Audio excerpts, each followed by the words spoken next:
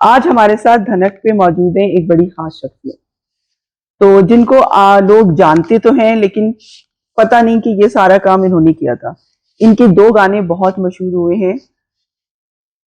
बड़ा दुश्मन बना फिरता है जो बच्चों से लड़ता है, और उसके बाद इन्होंने एक गाना बनाया था मुझे दुश्मन के बच्चों को पढ़ाना है।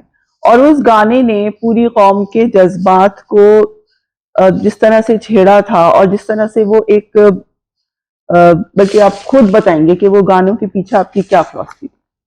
एक तो thank you so much for coming and being here. मुश्किल वक्त था कौम पे।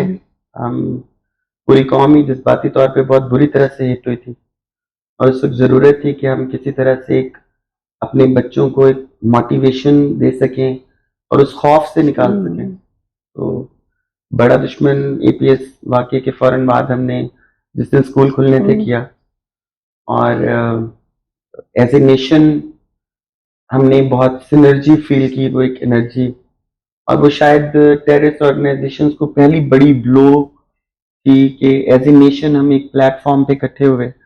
और शायद वो आखिरी दिन था जब टेररिज्म सोच बदलते ही खत्म होना शुरू हो गया, और उसके बाद हम वो जंग जीत ली। बच्चों को पढ़ाना भी है का मकसद था कि हम अपने बच्चे को एजुकेट कर सकें कि जंग वाहिद सोल्यूशन नहीं है।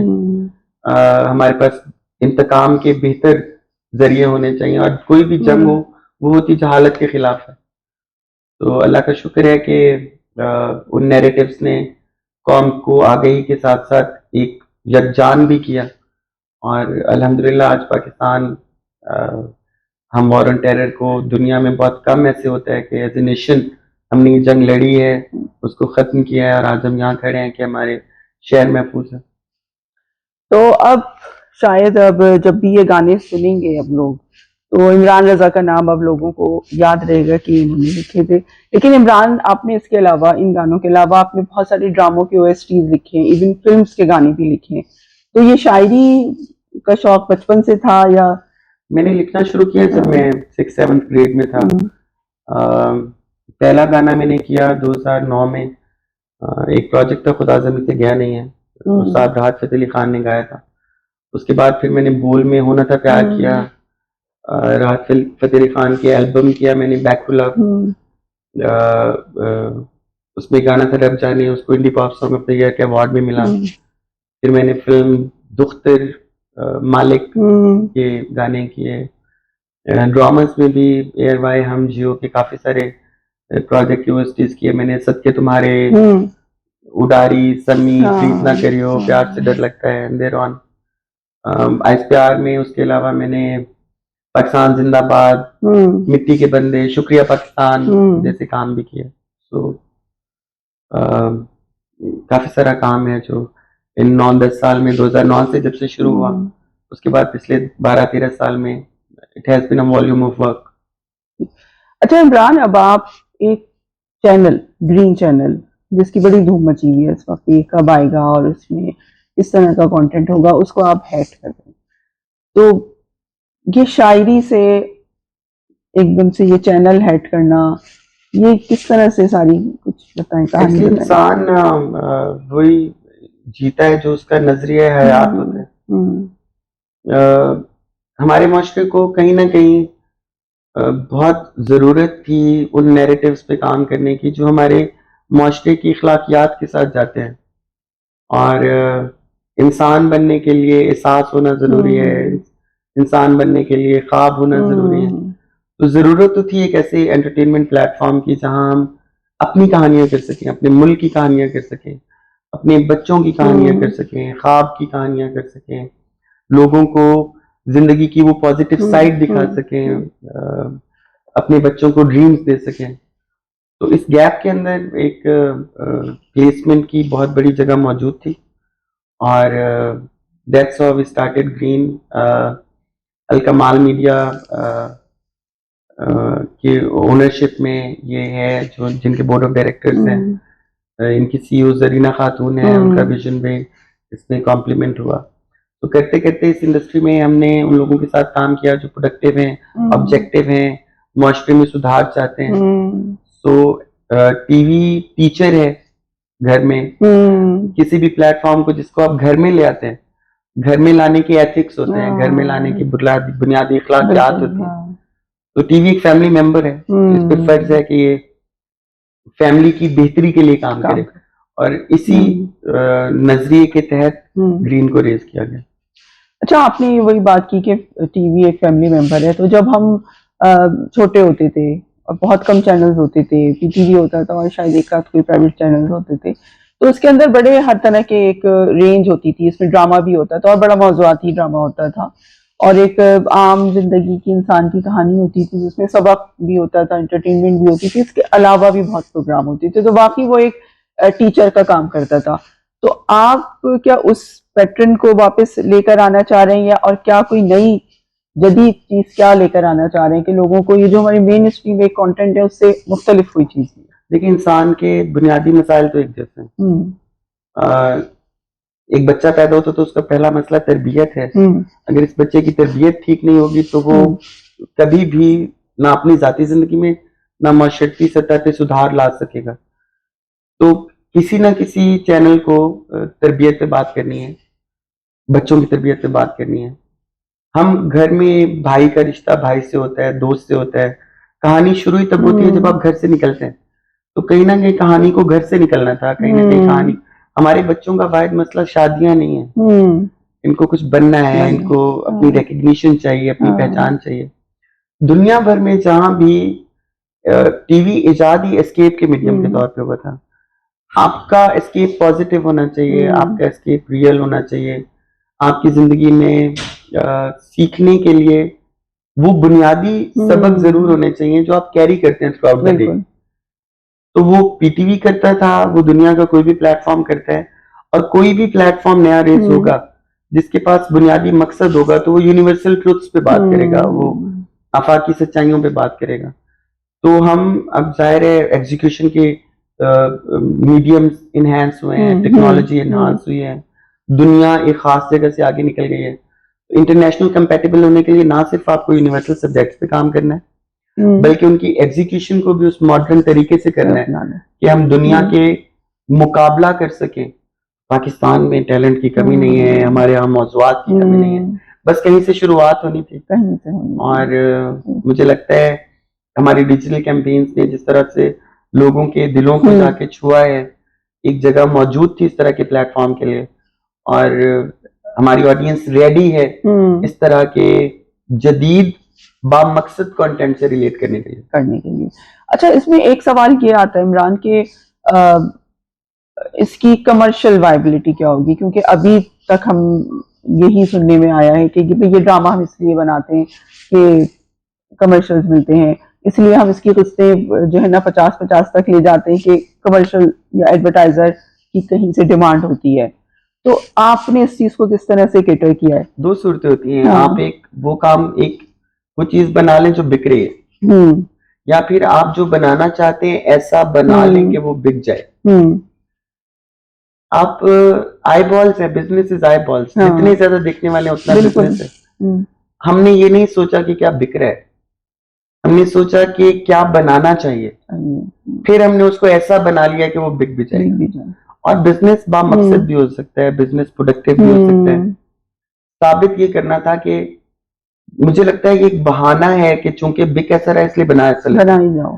हम नया बनाते हैं और उसको लायक बना लेते हैं कि वो बिक जाए। और हम अभी तो हमारे 4 महीने डिजिटल कैंपेन्स में हो गए। The way our audience has received us, हमने अभी डिजिटली 1 बिलियन व्यूज को क्रॉस किया है। तो वो बामकसद हो के भी फाइनेंशियली बिजनेस वाइज प्रोडक्टिव भी है और वायबल भी है। अच्छा इमरान, ये बताएं, आपने कहा कि आप नई चीज दिखाना चाहते हैं, आप एक नया कंटेंट लाना चाहते हैं, लोग मुख्तलिफ देखना चाहते हैं, तो बेसिकली तो देखें फिर यही है ना कि आखिर में आके वही मार्केट आ जाती है।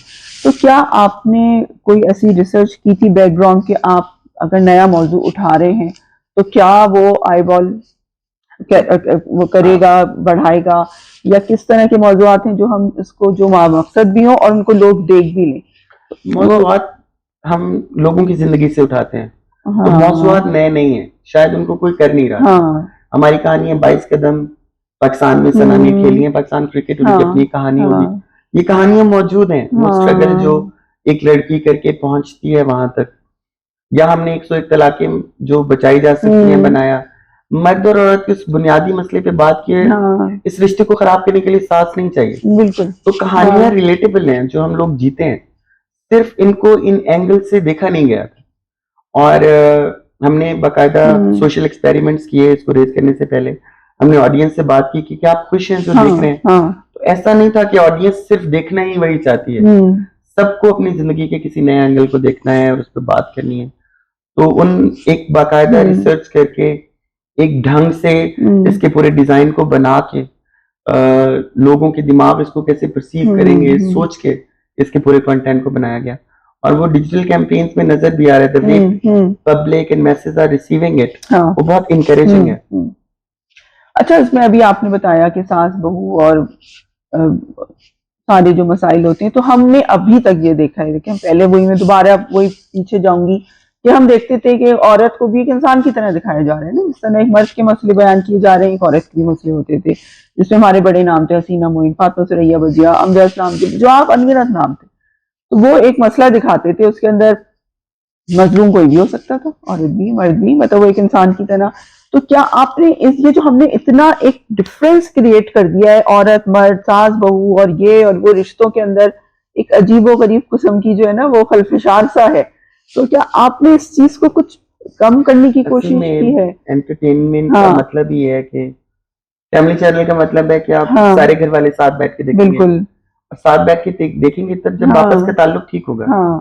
तो ड्रामा आप बनाते हैं फैमिलीज का नेट बेहतर करने के लिए, ड्रामा आप बनाते हैं इस बच्चे को या इस औरत को या इस मर्द की सोच को डेवलप करने के लिए, पॉजिटिविटी देने के लिए। सब्जेक्ट वाइज सिर्फ एक सब्जेक्ट पे 25 ड्रामे बना देना ठीक नहीं है।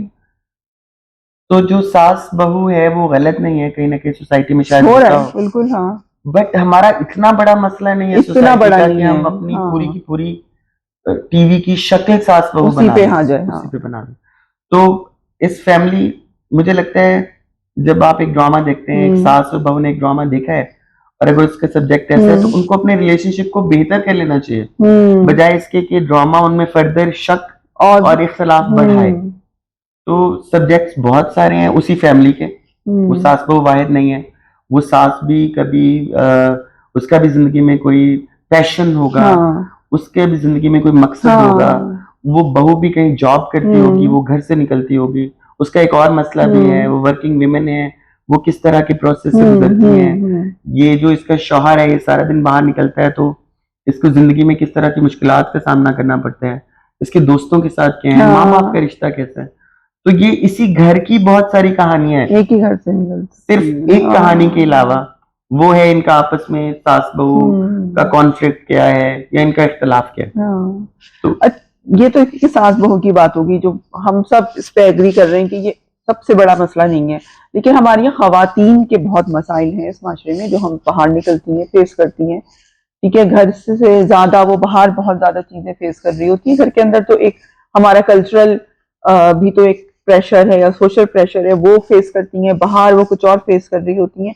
तो इस सोच को, या नई जो हमारी खवातीन आ रही हैं, नए मर्द भी जो है नई जनरेशन के, तो इस चीज को भी हमने आपने कुछ कोशिश की है कि ये गैप कम किया जाए? हमारी बहुत सारी प्रोग्रामिंग है जो खवातीन की एम्पावरमेंट के लिए, वर्किंग वुमेन पे हमने, हमारा एक सीरियल है बीगुल ने बहुत अच्छा लिखा है, यास्टा रिजवी ने उसको डायरेक्ट किया है। हमने खवातीन के उन हार्डकोर इश्यूज पे बात की, जब वो घर से निकलती हैं तो किस तरह के प्रॉब्लम्स को सामना फेस करती हैं। ग्रीन की औरतें मजलूम नहीं है, ग्रीन की औरत ख्वाब देखती है उसको पूरा कर लेती है। तो 22 कदम की जो लीड है उसको जितनी मर्जी स्ट्रगल करनी पड़ी है, जब उसने पाकिस्तान के लिए ग्राउंड में उतरना है तो उतरना है। जिंदो की उमायमा है, Umayma did a great job in Zindo. वो मजलूम, उस पर जुल्म हुआ है तो उसको पता है उसने इस जुल्म का इंतकाम कैसे लेना है। तो हमारी ग्रीन की औरत बिल्कुल वैसी है जैसे पाकिस्तानी औरत है। मेरी माँ एक स्ट्रांग औरत है, मेरी बहन एक स्ट्रांग औरत है, वो पूरी फैमिली का नेट चलाती है, वो सोशल फैब्रिक को इंटैक्ट रखती है। तो ग्रीन की औरत वैसी है जैसी पाकिस्तान की औरत है, वो जितनी प्राउड है, उसने जितना कंट्रीब्यूट किया है सोसाइटी को, और वो जितना कर सकती है। तो हम उन रियल पाकिस्तान की औरतों की बात कर रहे हैं। जो लीडर्स भी रही हैं, आप मेरे सामने बैठी हैं, आप माशाल्लाह you have done a great job, आप घर से भी निकलती हैं आपने, तो मुझे आप में बिल्कुल कोई मजलूम औरत नहीं दिखाई देती। आप एक एम्पावर्ड हैं, आप इस सोसाइटी का उतना ही इक्वल पार्ट हैं। तो हमारी औरत ना तो मजलूम है, वो अपना हक ले सकती है और उसका हक उसको मिल भी रहा है। तो हम एक्चुअली वो पाकिस्तान की रियल औरत जो मेरे घर में है, मेरी माँ, बहन, बेटी की सूरत में, जिसके पास ख्वाब भी है, वो उसके पास रिस्पेक्ट भी है, वो सेंटर ऑफ ग्रेविटी है फैमिली यूनिट की। ये उनकी कहानी है, रियल औरतों की कहानी है, रियल पाकिस्तानी औरतों की, the real women of green. अच्छा ये बताएं इमरान, ये तो हमने एंटरटेनमेंट, आपने ग्रीन एंटरटेनमेंट के नाम से है, लेकिन एक सोच आती है कि जब चैनल की बात आती है तो लोग कहते हैं न्यूज चैनल होना चाहिए, ये खबरें चलाएंगे और ये करेंगे वो, तो आपने एंटरटेनमेंट की तरफ आने का सोचा, न्यूज चैनल क्यों नहीं? देखिए हम एक बिल्कुल छोटा सा मुल्क तो नहीं है, लेकिन हमें लगा ज्यादा बड़ा वाइड या खलीज एंटरटेनमेंट इंडस्ट्री में है। यहाँ पे पहले माशरे में इंसान की सोच बेहतर करने की जरूरत है, फिर इसके बाकी बुनियादी मसले खुद ही हल होना शुरू हो जाएंगे। तो हमने बहुत इंसानी मौजूआत पे बात की है, और एंटरटेनमेंट इंडस्ट्री वैसे भी अब उर्दू 2 अरब लोग समझते हैं, बिल्कुल, तो हम ऐसा कंटेंट बना सकते हैं जिसको हम इंटरनेशनली भी पुश करें, तो लोग हमारी कहानियां देखें, हमारे कल्चर से रिलेट करें, हमें बेहतर अंडरस्टैंड करें। तो एंटरटेनमेंट इंडस्ट्री एक तो यूनिवर्सल है, इंसानी मौजूआत एक जैसे हैं, तन्हाई के मुल्क नहीं होते, स्माइल्स के जेंडर्स नहीं होते, फीमेल मेल स्माइल्स नहीं होती, तो हमारे बहुत यूनिवर्सल सब्जेक्ट्स हैं, और शायद बड़ा गैप एंटरटेनमेंट इंडस्ट्री में ज्यादा था, तो इसलिए जो हमारा बिगिनिंग है वो एंटरटेनमेंट इंडस्ट्री है, लेकिन ग्रीन नेटवर्क है। अच्छा, और इस प्रोसेस में इंशाल्लाह हम अपने फर्दर वेंचर्स की तरफ भी जाएंगे इंशाल्लाह। अच्छा, वापस आते हैं इमरान रजा की तरफ, तो आपने कुछ प्रोडक्शंस भी की हैं, अगर जब हम आपके बारे में रिसर्च कर रहे थे तो आपकी कुछ, और इसमें आपने अवार्ड्स वगैरह भी लिए, तो वो बताएं, डिफेंडर्स के नाम से कुछ था वो? पहले मैंने लिखना शुरू किया, शायरी तो बचपन से कर रहा हूँ गानों की फॉर्म में, फिर मैंने 2013 में डायरेक्शन शुरू कर दी, म्यूजिक वीडियोस खुद करना शुरू कर दिए, एक डॉक्यूमेंट्री बनाई डिफेंडर्स, उसको एक इंटरनेशनल अवार्ड मिला रोम फिल्म फेस्टिवल में। उसके बाद जितने मेरे अपने म्यूजिक वीडियोस थे मैं खुद करता था, वो शुक्रिया पाकिस्तान हो, पाकिस्तान जिंदाबाद हो, ये बंदे मिट्टी के बंदे। जब हमने ग्रीन भी शुरू किया तो इसके जो नैरेटिव्स हैं, जितनी नैरेटिव कैंपेन्स हैं, सस्ता ही महंगा है या वही तो बनेंगे बनाओगे, उनके स्केचिंग, स्टोरी बोर्ड, उनके स्क्रिप्ट भी मैंने खुद किए, राइटर्स के साथ भी बैठ के, क्योंकि हमारा राइटर उन्हीं चैनल्स के साथ काम कर रहा था, तो थोड़ी स्टीरियोटाइपिंग थी सब्जेक्ट्स में, तो हमने अपने सब्जेक्ट्स खुद ओरिजिनेट किया और फिर राइटर्स के साथ बैठ के करवाए। तो एक डायरेक्शन का बैकग्राउंड है, मैंने काफी सारे पैकेजेस डायरेक्ट किए, प्रोड्यूस भी की चीजें, तो करते करते यहाँ आए आज आपके सामने। अच्छा, आपने ISPR के साथ काम किया, जो सारा आपका काम है प्रोडक्शन का, बेसिकली इट्स ISPR, लेकिन आप फौज में भी रह चुके हैं, तो ये मतलब फौज से फिर ये डायरेक्शन, शायरी और अब एंटरटेनमेंट चैनल, ये ट्रांजिशन हुई किस तरह? वो एक हमारे यहाँ स्टीरियोटाइप कर देते हैं, कह रहे हैं तुम शायर हो तो तुम खेलोगे नहीं, तुम खेलते हो तो तुम शायर कैसे हो सकते हो? इंसान मल्टीफोल्ड है, इंसान का पोटेंशियल, शायद मेरा नहीं ख्याल कि किसी एक इंसान ने आज तक अपने पोटेंशियल की कोई इंतहा देखी है। तो मैं शायर था, बट मैं स्पोर्ट्समैन भी था, मैं एडवेंचरस भी हूँ, मुझे हमेशा खुद से बड़ा सोचना था, मुझे सोचना था कि मैं किसी के लिए क्या कर सकता हूँ, तो जहां जिस कैपेसिटी में जरूरत थी बॉर्डर पे खड़े होने की, वहां खड़े हो गए, जहां नैरेटिव्स की फॉर्म में क्रिएटिव स्किल्स काम आ सकती थी हमने वो कर ली। तो एक इंसान, और वो कोई भी इंसान, रब के बनाए हुए सारे इंसान बराबर है, वो चाहे तो वो उसकी शख्सियत की जहतें इतनी ज्यादा मल्टीफोल्ड है कि वो एक ही वक्त में बहुत सारी चीजों में एक्सीलेंस और एक्सेप्शनल कैपेबिलिटीज अचीव और गेन कर सकता है। तो मकसद हम सबको कोई ना कोई एक ऐसा दरख्त लगा लेना चाहिए जिसके साए में हमने खुद ना बैठना हो। तो मकसद सुधार है, खुद से थोड़ा बड़ा सोचना चाहिए। मेरे 2 बच्चे हैं, बट मुझे लगता है इस मुल्क का हर बच्चा मेरा बच्चा है। तो जब मैं उन सबका सोचता हूँ तो मेरे 2 भी उसमें आते हैं। अच्छा, लेकिन जब सिर्फ अपने 2 का सोचते हैं तो फिर वो एक आपको हम एक फैमिली स्ट्रक्चर में वो इतना इंडिविजुअल सोचने लग जाते हैं कि ओवरऑल सोशल फैब्रिक हर्ट होता है। हाँ, लेकिन एक कहते हैं ना, फौज की नौकरी तो लोगों की ड्रीम जॉब होती है, तो वो आप छोड़ के यहाँ पर आ गए। इट्स अ पब्लिक हाँ, सर्विस। हाँ। आई मीन फौज की नौकरी भी पब्लिक सर्विस है। अच्छा। मुल्क के लिए, लोगों के लिए आप करें खुद से बियॉन्ड जाके। तो मुझे लगता है हम सब पाकिस्तान के फौजी हैं। आपका यूनिफॉर्म और है, आप भी रिप्रेजेंट करते हो, आपकी एक अपनी जंग है, एक डॉक्टर की अपनी यूनिफॉर्म है, एक क्रिएटिव की अपनी यूनिफॉर्म है। तो ये यूनिफॉर्म बदलते रहते हैं, नौकरी एक रहती है और वो है डू समथिंग फॉर पीपल। अपने लिए तो जानवर भी अपने लिए करते हैं, अपना तो जानवर भी पूरा कर लेता है। इंसान होने के लिए बुनियादी शर्त ये है कि आप खुद से बड़ा सोचते हैं। हम सब फौजी हैं। अब बताए फ्यूचर प्लान क्या है? अभी तो ग्रीन आएगा, चलेगा, तो इसके बाद ऐसे तो नहीं फिर कहीं और निकल जाएंगे कि वहां सर्व करना है? देखिए, जिंदगी है, रास्ता है। हाँ। जिंदगी की सबसे खूबसूरत बात यह है कि ये ब्लाइंड टर्न्स है। तो आज है कल नहीं है, ये कहाँ लेके जाएगी। मकसद एक है, लोगों से कम्युनिकेट करना और उनकी जिंदगियां आसान करना।